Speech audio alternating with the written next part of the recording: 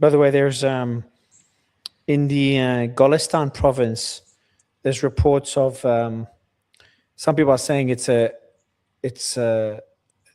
strike in a railway, but more reports are coming out. Show the images, please, Stephanie.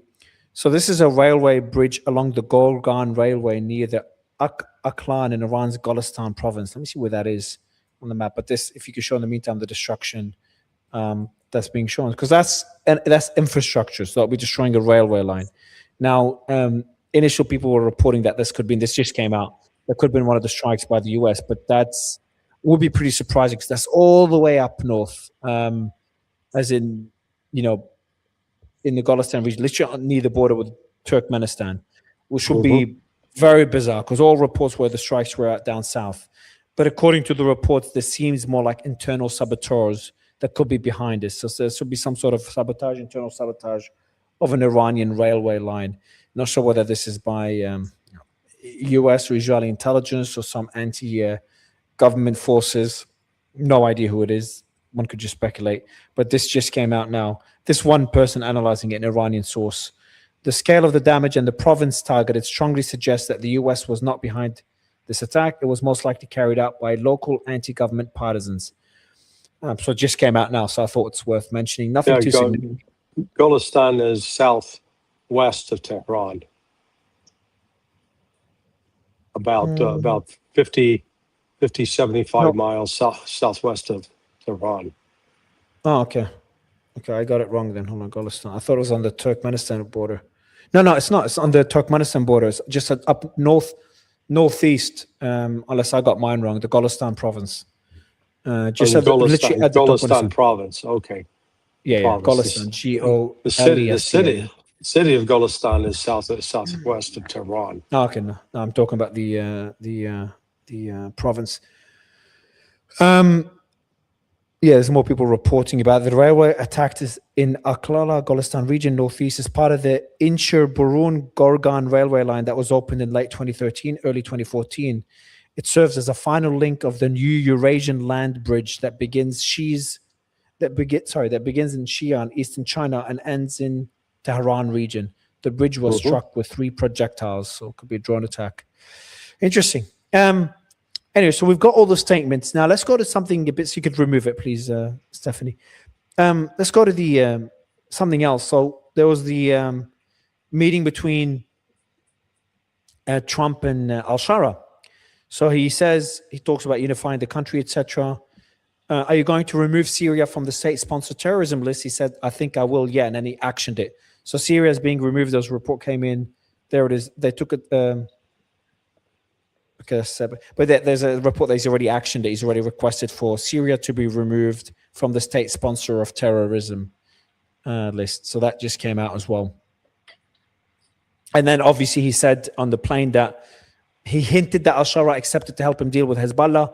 Now it's a broad statement. Someone told me on my show that al-Shara made a statement a few weeks ago that he will help through humanitarian means in the Hezbollah issue. So I think this is going to be a really important indicator what al-Shara does. Because if we obviously see al-Shara involved in any way militarily with the Hezbollah situation, it's a catastrophe for Syria, catastrophe for Lebanon, catastrophe for the region. So fingers crossed that this is not going to happen. And for me, it'll just indicate that al-Shara is 100% proxy to the US and or Turkey, because otherwise it makes no sense from a pragmatic perspective for al-Shara to attack Hezbollah. It's just a suicide mission when he has Israel down south to deal with. Well, apart from if they really are the puppet of Turkey, Turkey wants to help out Israel now.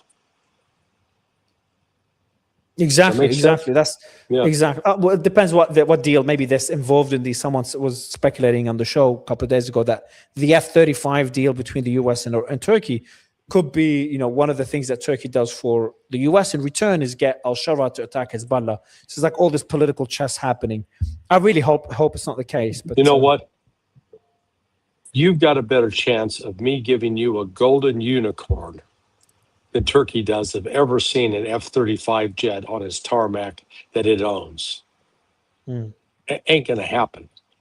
Is that because how long it'll take him to produce it, as you said earlier, or because of the S-400s? Okay.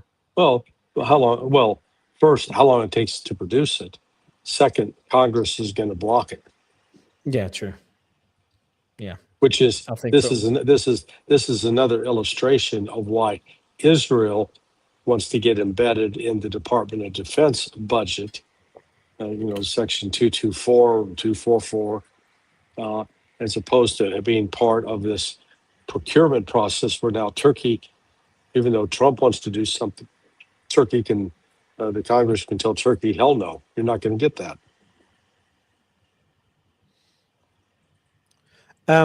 So another piece of news here, Iran's Ministry of Foreign Affairs warned regional countries, don't allow your territory to be used by US for strikes on Iran. This is more like, so that's the statement. This is it. So they're telling the Gulf, don't allow your bases to be used to strike us. I'm guessing this is aimed at Qatar, the Emirates, and Saudi, because obviously they keep striking Bahrain and Kuwait.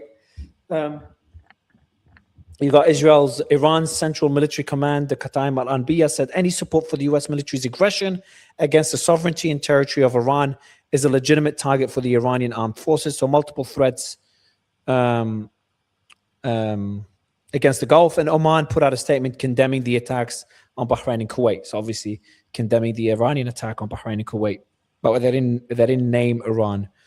There's some OSINT links. If you show these, please, Stephanie, let me send it to you on what was struck yesterday. And probably tomorrow we'll see what was struck, more information on what was struck today. But if you can show what the link I've just sent you now, and I'll go through them. So the first link, it shows the U.S. military appears to have struck the same communications tower at Iran's IRGC Navy base in Syria for the third time in a month. We've looked at this before. I've seen the image of this tower many times before. So this is based on the NASA fire map that confirms it. So this is the first one. This is the tower.